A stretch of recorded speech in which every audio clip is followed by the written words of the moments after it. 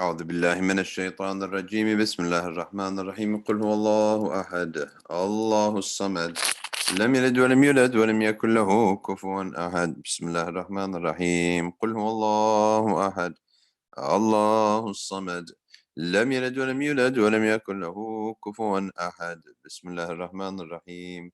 قل هو الله أحد الله الصمد لم يلد ولم يولد ولم يكن له كفوا أحد. بسم الله الرحمن الرحيم. قل أعوذ برب الفلق من شر ما خلق ومن شر غاسق إذا وقب ومن شر النفاثات في العقد ومن شر حاسد إذا حسد.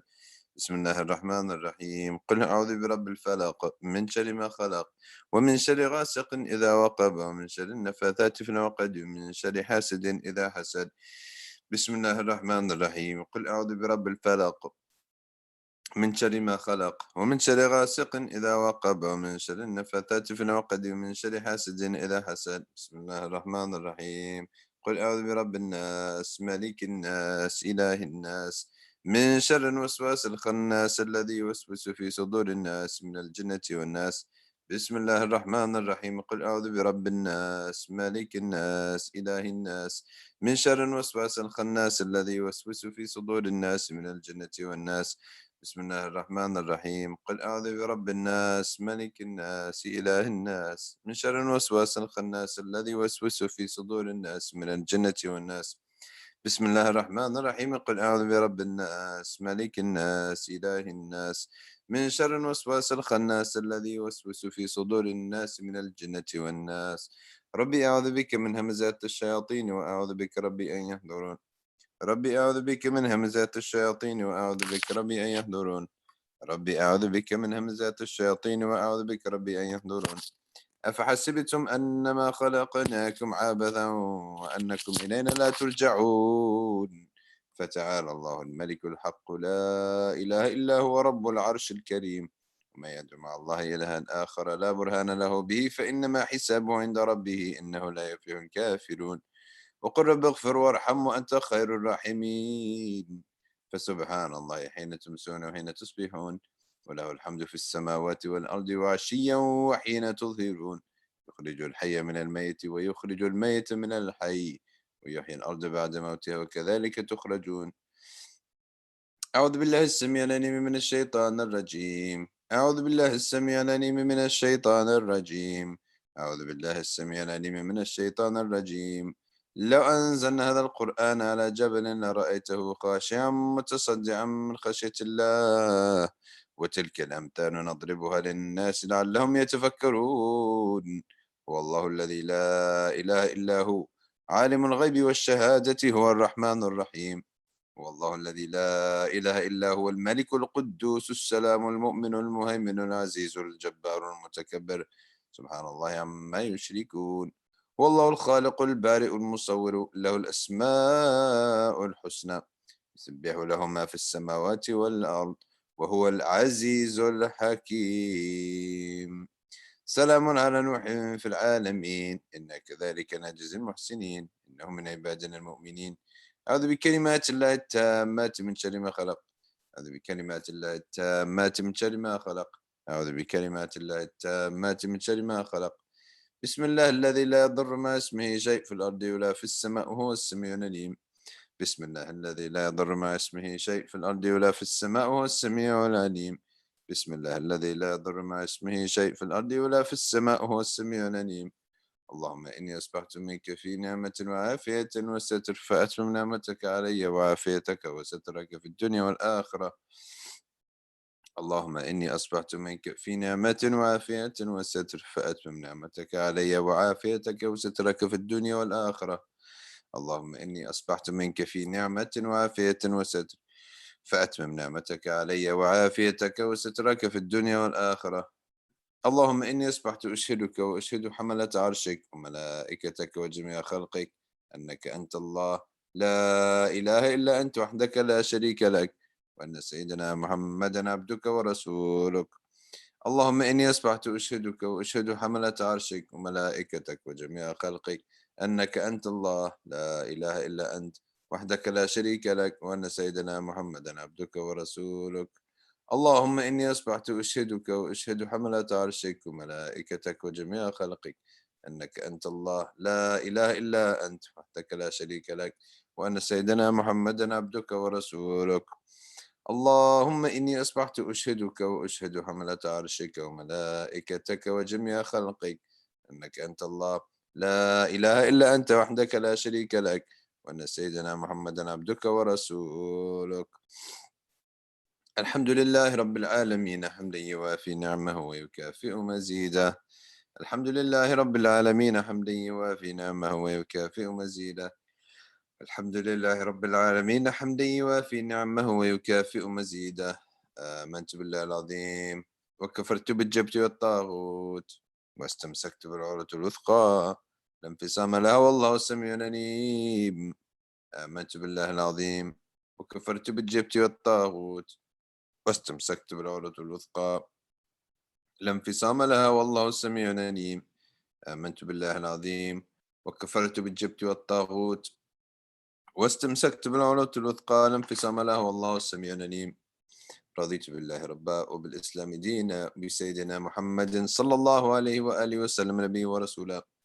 رضيت بالله ربا وبالإسلام دينا وبسيدنا محمد صلى الله عليه وآله وسلم نبي ورسولا. رضيت بالله ربا وبالإسلام دينا وبسيدنا محمد صلى الله عليه وآله وسلم نبيا ورسولا. حسبي الله لا إله إلا هو عليه توكلت وهو رب العرش العظيم. حسبي الله لا إله إلا هو عليه توكلت وهو رب العرش العظيم. حسبي الله لا إله إلا هو عليه توكلت وهو رب العرش العظيم. حسبي الله لا إله إلا هو عليه توكلت وهو رب العرش العظيم. حسبي الله لا إله إلا هو عليه توكلت وهو رب العرش العظيم. حسبي الله لا إله إلا هو عليه توكلت وهو رب العرش العظيم. حسبي الله لا إله إلا هو عليه توكلت وهو رب العرش العظيم. اللهم صل على سيدنا محمد وآله وصحبه وسلم. اللهم صل على سيدنا محمد وآله وصحبه وسلم. اللهم صل على سيدنا محمد وآله وصحبه وسلم. اللهم صل على سيدنا محمد وآله وصحبه وسلم. اللهم صل على سيدنا محمد وآله وصحبه وسلم. اللهم صل على سيدنا محمد وآله وصحبه وسلم. اللهم صل على سيدنا محمد وآله وصحبه وسلم. اللهم صل على سيدنا محمد وآله وصحبه وسلم. اللهم صل على سيدنا محمد وآله وصحبه وسلم. اللهم صل على سيدنا محمد وآله وصحبه وسلم. اللهم إني أسألك من فجاءة الخير وأعوذ بك من فجاءة الشر. اللهم أنت ربي لا إله إلا أنت خلقتني وأنا عبدك وأنا على عهدك ووعدك ما استطعت. أعوذ بك من شر ما صنعت أبوء لك بنعمتك علي وأبوء بذنبي فاغفر لي فإنه لا يغفر الذنوب إلا أنت. اللهم أنت ربي لا إله إلا أنت عليك توكلت وأنت رب العرش العظيم. ما شاء الله كان وما لم يشأ لم يكن ولا حول ولا قوة إلا بالله العلي العظيم. أعلم أن الله على كل شيء قدير وأن الله قد أحاط بكل شيء علما. اللهم إني أعوذ بك من شر نفسي ومن شر كل دابة أنت آخذ بناصيتها إن ربي على صراط مستقيم. حي يا قيوم برحمتك أستغيث من عذابك أستجير. أصلح لي شأني كله ولا تكلني إلى نفسي ولا إلى أحد من خلقك طرفة عين. اللهم إني أعوذ بك من الهم والحزن وأعوذ بك من العجز والكسل وأعوذ بك من الجبن والبخل وأعوذ بك من غلبة الدين وقهر الرجال. اللهم إني أسألك العافية في الدنيا والآخرة. اللهم إني أسألك العفو والعافية والمعافاة الدائمة في ديني ودنياي وأهلي ومالي. اللهم استر عوراتي وآمن روعاتي. اللهم احفظني من بين يدي ومن خلفي وعن يميني وعن شمالي ومن فوقي وأعوذ بعظمتك أن أغتال من تحتي. اللهم أنت خلقتني وأنت تهديني وأنت تطعمني وأنت تسقيني وأنت تميتني وأنت تحييني وأنت على كل شيء قدير. أصبحنا على فطرة الإسلام وعلى كلمة الإخلاص وعلى دين نبينا محمد صلى الله عليه وآله وسلم وعلى ملة أبينا إبراهيم حنيفا مسلما وما كان من المشركين. اللهم بك أصبحنا وبك أمسينا وبك نحيا وبك نموت وعليك نتوكل وإليك النشور. أصبحنا وأصبح الملك لله والحمد لله رب العالمين. اللهم إني أسألك خير هذا اليوم، فتحه ونصره ونوره وبركته وهداه. اللهم إني أسألك خير هذا اليوم وخير ما فيه وخير ما قبله وخير ما بعده، وأعوذ بك من شر هذا اليوم وشر ما فيه وشر ما قبله وشر ما بعده. اللهم ما أصبح بي من نعمة أو بأحد من خلقك فمنك وحدك لا شريك لك، ولك الحمد ولك الشكر على ذلك. سبحان الله بحمده عدد خلقه ورضا نفسه وزنة عرشه ومداد كلماته. سبحان الله بحمده عدد خلقه ورضا نفسه وزنة عرشه ومداد كلماته. سبحان الله بحمده عدد خلقه ورضا نفسه وزنة عرشه ومداد كلماته. سبحان الله العظيم وبحمده عدد خلقه ورضا نفسه وزنة عرشه ومداد كلماته. سبحان الله العظيم وبحمده عدد خلقه ورضا نفسه وزنة عرشه ومداد كلماته. سبحان الله العظيم وبحمده عدد خلقه ورضا نفسه وزنة عرشه ومداد كلماته. سبحان الله العظيم وبحمده عدد خلقه ورضا نفسه وزنة عرشه ومداد كلماته. سبحان الله عدد ما خلق السماء. سبحان الله عدد ما خلق الأرض. سبحان الله عدد ما بين ذلك. سبحان الله عدد ما هو خالق. الحمد لله عدد ما خلق السماء. الحمد لله عدد ما خلق في الأرض. الحمد لله عدد ما بين ذلك. الحمد لله عدد ما هو خالق. لا إله إلا الله عدد ما خلق في السماء. لا إله إلا الله عدد ما خلق في الأرض. لا إله إلا الله عدد ما بين ذلك. لا إله إلا الله عدد ما هو خالق. الله أكبر عدد ما خلق بالسماء. الله أكبر عدد ما خلق في الأرض. الله أكبر عدد ما بين ذلك. الله أكبر عدد ما هو خالق. لا حول ولا قوة إلا بالله العلي العظيم عدد ما خلق في السماء. لا حول ولا قوة إلا بالله العلي العظيم عدد ما خلق في الأرض. لا حول ولا قوة إلا بالله العلي العظيم عدد ما بين ذلك. لا حول ولا قوة إلا بالله العلي العظيم عدد ما هو خالق. لا إله إلا الله وحده لا شريك له، له الملك وله الحمد يحيي ويميت وهو على كل شيء قدير عدد كل ذرة ألف مرة. لا إله إلا الله وحده لا شريك له، له الملك وله الحمد يحيي ويميت وهو على كل شيء قدير عدد كل ذرة ألف مرة. لا إله إلا الله وحده لا شريك له، له الملك وله الحمد يحيي ويميت وهو على كل شيء قدير عدد كل ذرة ألف مرة. اللهم صل وسلم على سيدنا محمد مفتاح باب رحمة الله عدد ما في علم الله، صلاة وسلاما دائمين بدوام ملك الله، وعلى آله وصحبه عدد كل ذرة ألف مرة. اللهم صل وسلم على سيدنا محمد مفتاح باب رحمة الله عدد ما في علم الله، صلاة وسلاما دائمين بدوام ملك الله، وعلى آله وصحبه عدد كل ذرة ألف مرة. اللهم صل وسلم على سيدنا محمد مفتاح باب رحمة الله عدد ما في علم الله، صلاة وسلاما دائمين بدوام ملك الله، وعلى آله وصحبه عدد كل ذرة ألف مرة.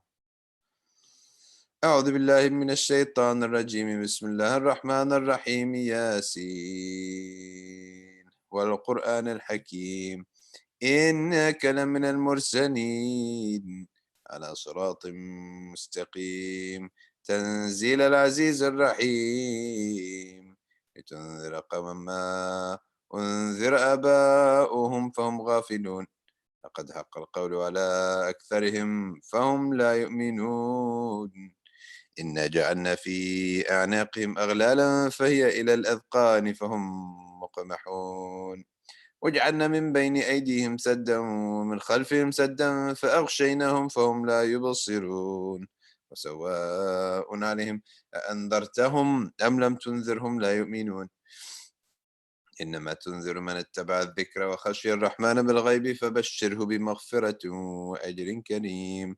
إنا نحن نحيي الموتى ونكتب ما قدموا وآثارهم وكل شيء أحصيناه في إمام مبين. واضرب لهم مثلا أصحاب القرية إذ جاءها المرسلون إذ أرسلنا إليهم اثنين فكذبوهما فعززنا بثالث فقالوا إنا إليكم مرسلون قالوا ما أنتم إلا بشر مثلنا وما أنزل الرحمن من شيء إن أنتم إلا تكذبون قالوا ربنا يعلم إنا إليكم لمرسلون وما علينا إلا البلاغ المبين قالوا إنا تطيرنا بكم لئن لم تنتهوا لنرجمنكم وليمسنكم منا عذاب أليم قالوا طائركم معكم لئن ذكرتم بل أنتم قوم مسرفون وجاء من أقصى المدينة رجل يسعى قال يا قوم اتبعوا المرسلين اتبعوا من لا يسألكم أجرا وهم مهتدون وما لي لا أعبد الذي فطرني وإليه ترجعون أتخذ من دونه آلهة إن يردنا الرحمن بضر لا تغني عني شفاعتهم شيئا ولا ينقذون إني إذا لفي ضلال مبين إني آمنت بربكم فاسمعون قيل ادخل الجنة قال يا ليت قومي يعلمون بما غفر لي ربي وجعلني من المكرمين وما أنزلنا على قومه من بعده من جند من السماء وما كنا منزلين إن كانت إلا صيحة واحدة فإذا هم خامدون يا حسرة على العباد ما يأتيهم من رسول إلا كانوا به يستهزئون ألم يروا كم أهلكنا قبلهم من القرون أنهم إليهم لا يرجعون وإن كل لما جميع لدينا محضرون وآية لهم الأرض الميتة أحييناها وأخرجنا منها حبا فمنه يأكلون وجعلنا فيها جنات من نخيل وأعناب وفجرنا فيها من العيون ليأكلوا من ثمره وما عملته أيديهم أفلا يشكرون سبحان الذي خلق الأزواج كلها مما تنبت الأرض ومن أنفسهم ومما لا يعلمون وآية لهم الليل نسلخ منه النهار فإذا هم مظلمون الشمس تجري لمستقر لها ذلك تقدير العزيز العليم والقمر قدرناه منازل حتى عاد كالعرجون القديم الشمس ينبغي لها أن تدرك القمر ولا الليل سابق النهار وكل في فلك يسبحون وآية لهم أنا حملنا ذريتهم في الفلك المشحون وخلقنا لهم من مثله ما يركبون وإن نشأ نغرقهم فلا صريخ لهم ولا هم ينقذون إلا رحمة منا ومتاعا إلى حين وإذا قيل لهم اتقوا ما بين أيديكم وما خلفكم لعلكم ترحمون وما تأتيهم من آية من آيات ربهم إلا كانوا عنها معرضين وإذا قيل لهم أنفقوا مما رزقكم الله قال الذين كفروا للذين آمنوا أنطعم من لو يشاء الله أطعمه إن أنتم إلا في ضلال مبين ويقولون متى هذا الوعد إن كنتم صادقين ما ينظرون إلا صيحة واحدة تأخذهم وهم يخصمون فلا يستطيعون توصية ولا إلى أهلهم يرجعون ونفخ في الصور فإذا هم من الأجداث إلى ربهم ينسلون قالوا يا ويلنا من بعثنا من مرقدنا هذا ما وعد الرحمن وصدق المرسلون إن كانت إلا صيحة واحدة فإذا هم جميع لدينا محضرون فاليوم لا تظلم نفس شيئا ولا تجزون إلا ما كنتم تعملون إن أصحاب الجنة اليوم في شغل فاكهون هم وأزواجهم في ظلال على الأرائك متكئون لهم فيها فاكهة ولهم ما يدعون سلام قولا من رب رحيم سلام قولا من رب رحيم سلام قولا من رب رحيم وامتازوا اليوم أيها المجرمون ألم أعهد إليكم يا بني آدم ألا تعبدوا الشيطان إنه لكم عدو مبين وأن اعبدوني هذا صراط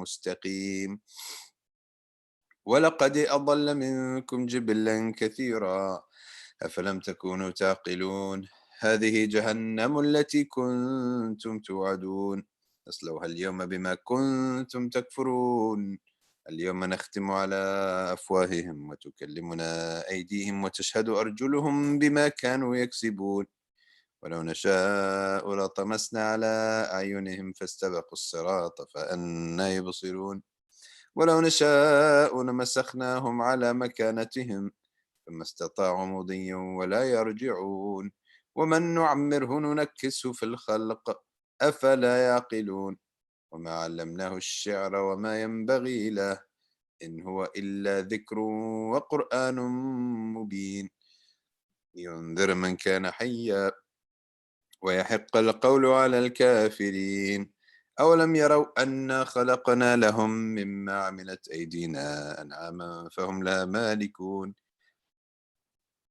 وذللناها لهم فمنها ركوبهم ومنها يأكلون ولهم فيها منافع ومشارب فلا يشكرون اتخذوا من دون الله آلهة لعلهم ينصرون لا يستطيعون نصرهم وهم لهم جند محضرون فلا يحزنك قولهم إنا نعلم ما يسرون وما يعلنون أولم يرى الإنسان أنا خلقناه من نطفة فإذا هو خصيم مبين وضرب لنا مثلا ونسي خلقه قال من يحيي العظام وهي رميم قل يحييها الذي أنشأها أول مرة وهو بكل خلق عليم الذي جعل لكم من الشجر الأخضر نارا فإذا أنتم منه توقدون أوليس الذي خلق السماوات والأرض بقادر على أن يخلق مثلهم بلى وهو الخلاق العليم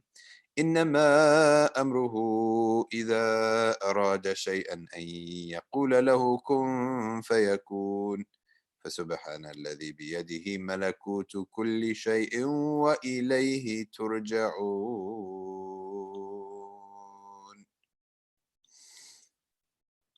اللهم إنا نستحفظك ونستودعك أدياننا وأبداننا وأنفسنا وأهلنا وأولادنا وأموالنا وكل شيء أعطيتنا اللهم اجعلنا وإياهم في كنفك وأمانك وعياذك من كل شيطان مريد وجبار عنيد وذي بغي وذي حسد ومن شر كل ذي شر إنك على كل شيء قدير اللهم جملنا بالعافية والسلامة وحققنا بالتقوى والاستقامة وعدنا من موجبات الندامة إنك سميع الدعاء اللهم اغفر لنا والوالدين وأولادنا ومشايخنا وإخواننا في الدين وأصحابنا ولمن أحبنا فيك ولمن أحسن إلينا والمؤمنين والمؤمنات والمسلمين والمسلمات يا رب العالمين وصل اللهم على عبدك ورسولك سيدنا مولانا محمد وعلى آله وصحبه وسلم وارزقنا كمال المتابعة له ظاهرا وباطنا في عافية وسلامة برحمتك يا أرحم الراحمين.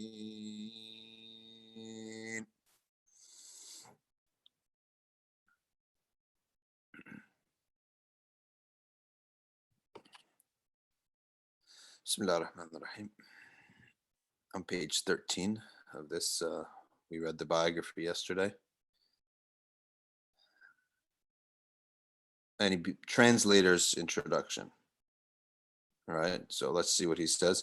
The Book of Intentions by Habib Muhammad ibn Alawi al-Aidarus, also known as Habib Sa'd, brings together the prophetic intentions and the intentions of the Salaf. It illustrates in a practical way the meaning of the hadith of his great-grandfather, the Prophet ﷺ. إِنَّمَا الْأَعْمَالُ بِالنِّيَّاتِ, verily actions are only according to intentions, and every man shall have according to what he has intended. All right. Now, one point I want to make about this hadith right here.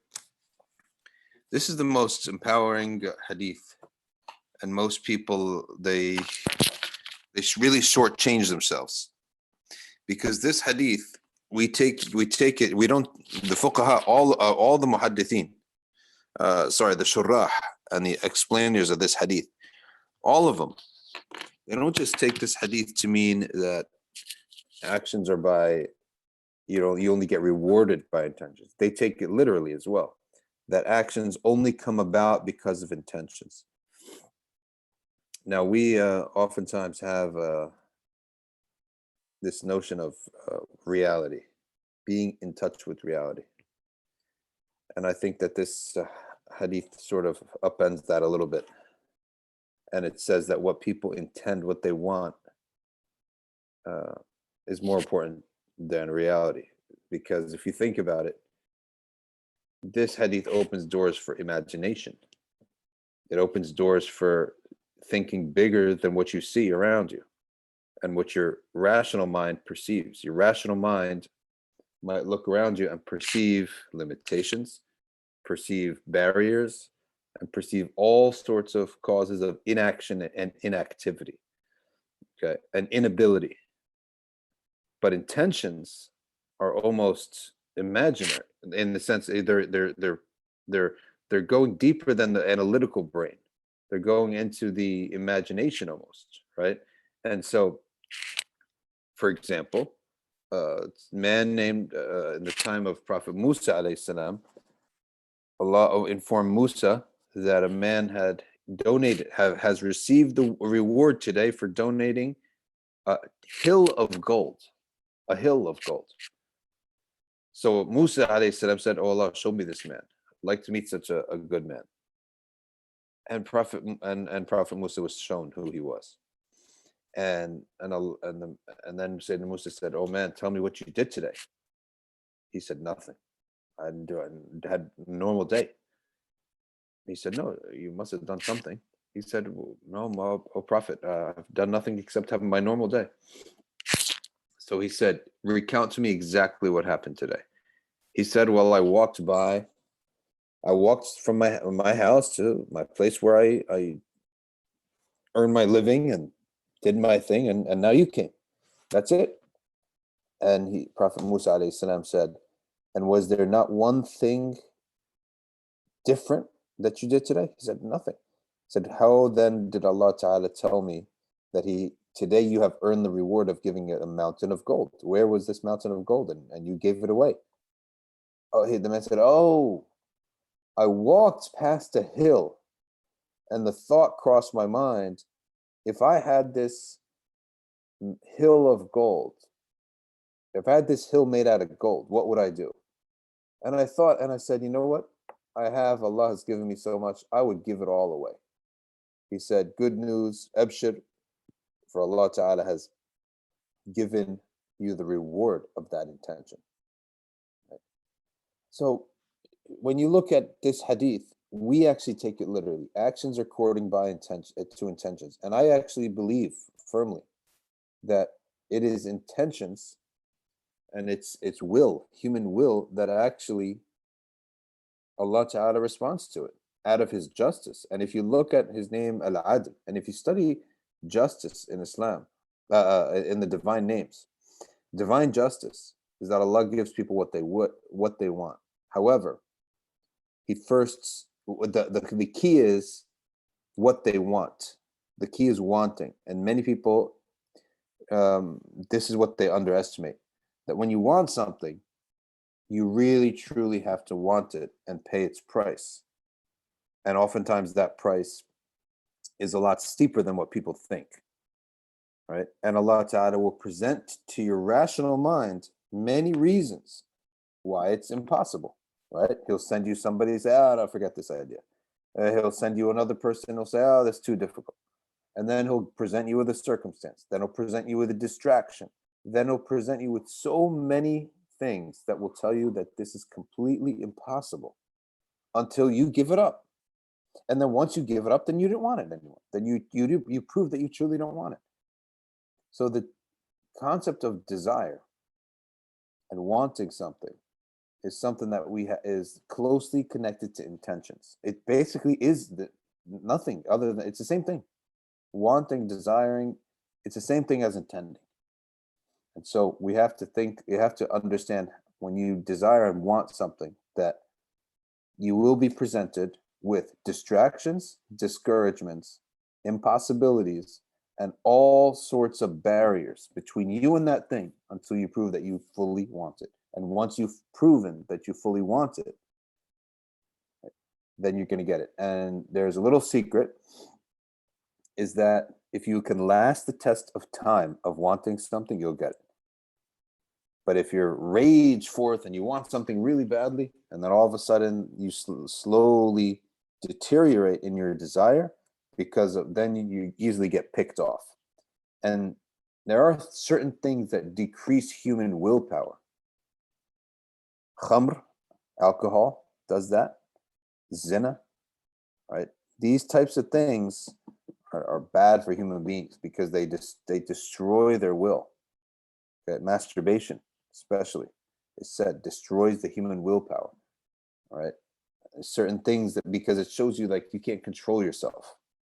A lot of things like this that are from the munkar, one of their side effects is that they make the human willpower. This is what is talked about these, is that they reduce the human willpower. So, khamr, for example, reduces the human willpower. One of the reasons it reduces it knocks you out for half a day, right? Or maybe a quarter of a day, or whatever it is that happens after people get drunk. Drugs, for example, marijuana, these things. Okay, they say, oh, it relaxes you. Yeah, but what does it do to your will as a human being, right? I've never seen someone great out there, mover and shaker in the world, and he's on drugs, right? Whosoever makes hijrah, migrates for Allah and his prophet, messenger, then his hijrah is to Allah and to his messenger. He uses the word envoy, but I use the word messenger. And whosoever makes hijrah to achieve some worldly benefit or to take a woman in marriage, then his hijrah is to that for which he has made hijrah. After saying that the literal actions of human beings are a result of their intentions, which is their wants and their desires, okay, the next meaning, which is more well known, is that the reward of actions is only based upon the intention. Okay? And the third meaning is that the validity of actions, in the legal validity, but shar'i validity of actions. So if you get up and pray 2 rakahs and say, it's sunnat al-fajr, and you pray sunnah of fajr, and then somebody tells you, oh, by the way, fajr is out. Like, while you were praying, then fajr is out. While you were in the second rak'ah, fajr was over. So then you say to yourself, okay, well, let me make those 2 rak'ahs to be fajr themselves. Then that's something you can't do, because you already intended them to be the sunnah, not the fard. So that's an example that how the legal validity. So shar'an, you did not pray fajr, even though you prayed 2 rak'ahs. You can't just switch them out to become fajr. To have an intention in one's action is eminently vital. It is to make an act of worship acceptable to Allah. It is what the Quran and the Sunnah summon us to do. Ibn Mas'ud said, no speech or action benefits except with intention, and no speech, action, or intention benefits except that which is in accordance with the Sunnah. All right, so very simple thing here. No speech or action benefits except with intention. And then, so this tawfiq, which means that success, getting what you want and getting rida Allah. That's the key. That's what tawfiq is. It's getting what you want and what Allah wants, and pleasing Allah at the same time. Who here would not want to get a laundry list of what they want and for it to be pleasing to Allah at the same time? So that's what we call tawfiq, that you got what you wanted, you succeeded, and at the same time, you are pleasing to Allah. So it requires 2 things. A tawfiq requires 2 things: the intention, okay, and it requires muwafaqatu sunnah, namely that action is in accordance to the sunnah. Right? That's it. Those are the 2 pillars of tawfiq. That you intended it, you had a pure intention for it, and it was in accordance to the sunnah. In accordance to the sunnah also means halal. It doesn't mean like, oh, it's sunnah, I have to make sure the Prophet did this. No, according to the sunnah means here that it's halal in Islam, right? And if it's recommended, then better. And if it's obligatory, then better, right? But that's what it means here.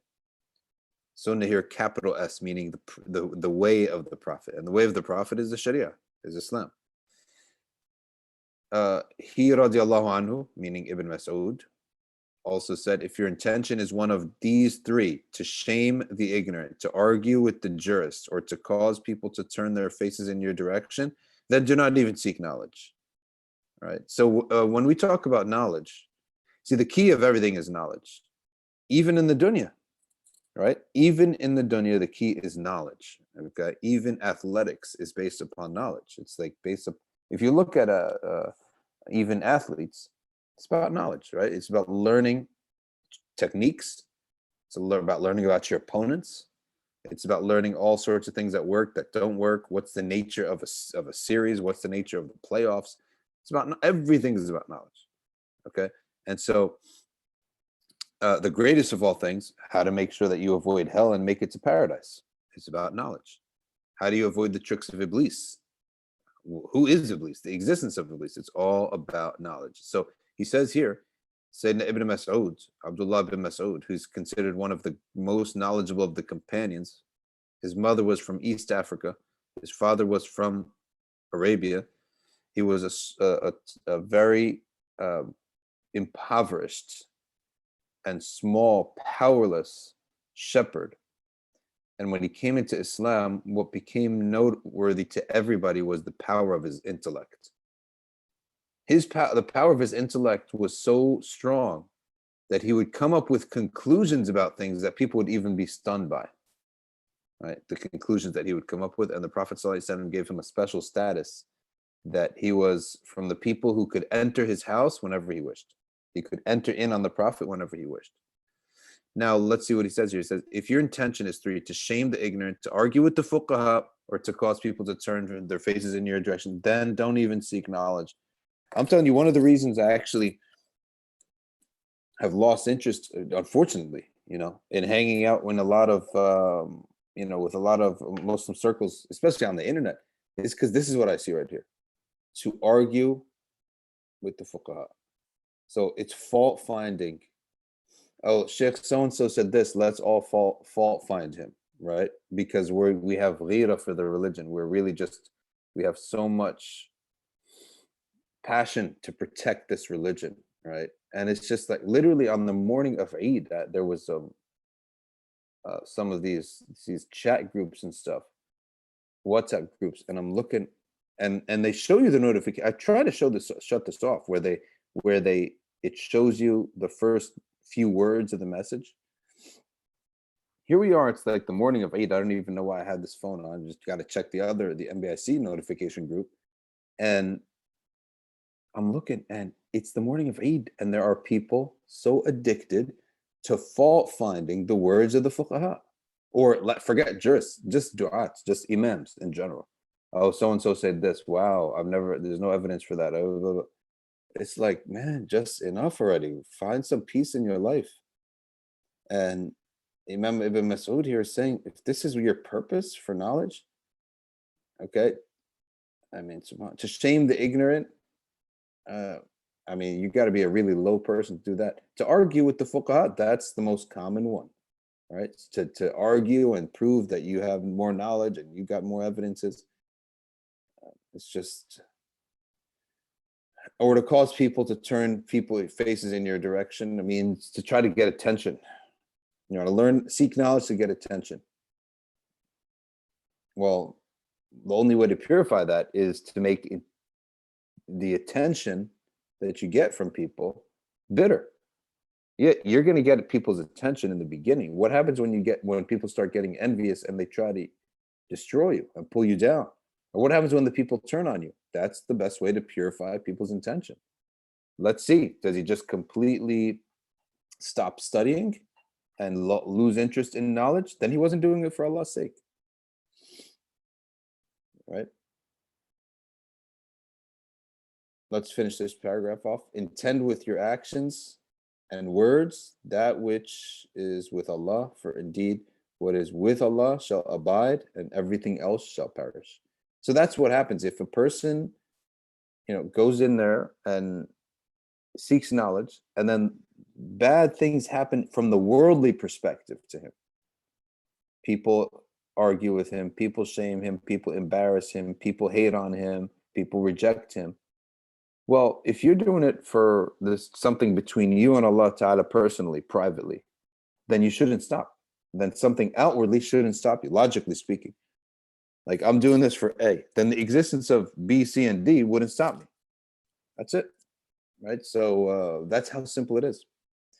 Let's see if there are any comments or questions here, real quick, before we finish.